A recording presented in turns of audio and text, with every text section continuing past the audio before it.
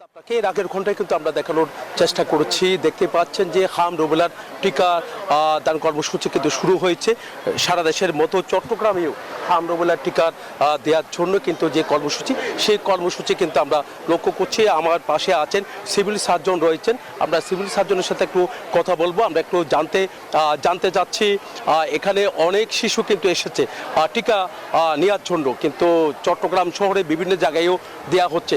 তো টিকার কি কোনো সংকট আছে কিনা? ধন্যবাদ আপনাকে। আমি doctor Jahangir Alam, civil surgeon, Chattogram. আজকে 20 এপ্রিল সারা দেশব্যাপী আমাদের হাম রুবেলা ক্যাম্প শুরু হয়েছে।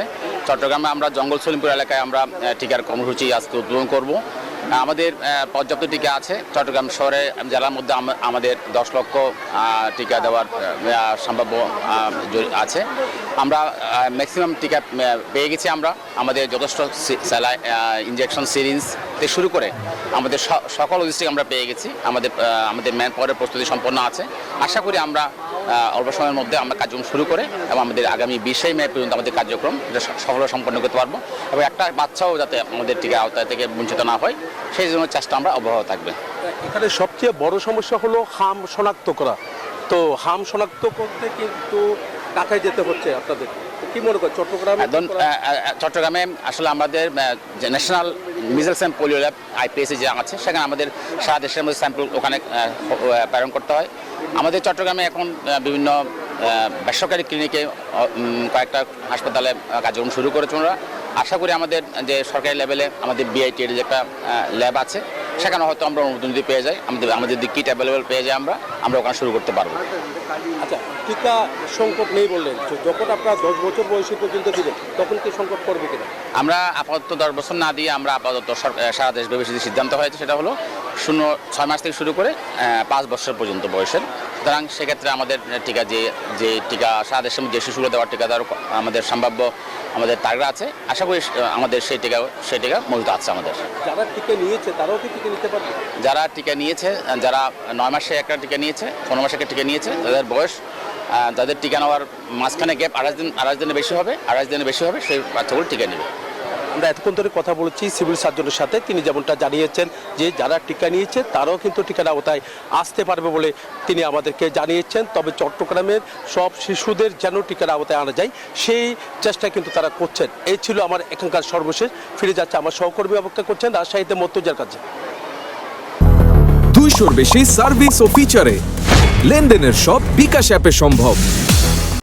রাজশাহী জেলায় 2,01,976 জন শিশুকে টিকার আওতায় নিয়ে আসার লক্ষ্যমাত্রা নির্ধারণ করা হয়েছে। সকাল 8টা থেকে জেলার বিভিন্ন কমিউনিটি ক্লিনিক, স্বাস্থ্য কেন্দ্রে টিকা কার্যক্রম চলমান রয়েছে। আমরা দেখেছি যে প্রায় 2,200টির মতো টিকা কেন্দ্রে শিশুদের টিকা কার্যক্রম চালানো হচ্ছে। আর রাজশাহী সিটি কর্পোরেশন এলাকায় প্রায় 54,144 জন শিশুকে টিকার আওতায় নিয়ে আসা হবে। এর মধ্যে কমিউনিটি পর্যায়ে 45,623 জন এবং স্কুল পর্যায়ে 8,521 জন শিশুকে টিকার আওতায় নিয়ে আসা হবে। সিটি কর্পোরেশন এলাকায় 286টি কমিউনিটি ক্লিনিক, 240টি স্বাস্থ্যকেন্দ্র এবং 6টি স্থায়ী কেন্দ্রে এই টিকা কার্যক্রম চলছে। আর আমরা যদি জেলার কথা বলি, জেলায় 2,01,976 জন শিশুকে টিকা দেওয়ার লক্ষ্যমাত্রা নির্ধারণ করা হয়েছে। তন্মধ্যে কমিউনিটি পর্যায়ে 1,88,379 জন এবং স্কুল পর্যায়ে 13,597 জন। জেলাতে 2,176টি কেন্দ্রে টিকা দেওয়া চলছে। এর মধ্যে স্কুল পর্যায়ে কেন্দ্র রয়েছে 563টি এবং স্থায়ী কেন্দ্র 10টি। এর পাশাপাশি আরও 1,584টি কেন্দ্রে কিন্তু টিকা কার্যক্রম চলছে। উপজেলা ভিত্তিক যদি বলি, বাগমারা উপজেলায় 30,000, পবাতে 27,000, চারঘাটে 18,000, তানোরে 17,000, সব মিলিয়ে কিন্তু প্রায় 2,01,976 জন শিশুকে টিকা দেওয়া হবে। আর এর মধ্যে রাজশাহী মেডিকেল কলেজ হাসপাতালে আমরা দেখেছি যে গত 24 ঘন্টায় 109 জন শিশু ভর্তি রয়েছেন। এর মধ্যে নতুনভাবে ভর্তি হয়েছে 15 জন এবং গত 24 ঘন্টায় সুস্থ হয়ে হাসপাতাল ছেড়েছে 38 জন শিশু। আর এই মৌসুমে প্রায় 52 জন শিশু রাজশাহী মেডিকেল কলেজ হাসপাতালে চিকিৎসাধীন অবস্থায় মৃত্যুবরণ করেছে। সব মিলে অভিভাবকদের মধ্যে স্বস্তি ফিরেছে যে টিকা দান কার্যক্রম ব্যাপকভাবে শুরু হয়েছে, হয়তো হামের প্রকোপ কিছুটা কমবে। এই ছিল রাজশাহী থেকে সর্বশেষ। মর্তুজা, আপনাকে ধন্যবাদ।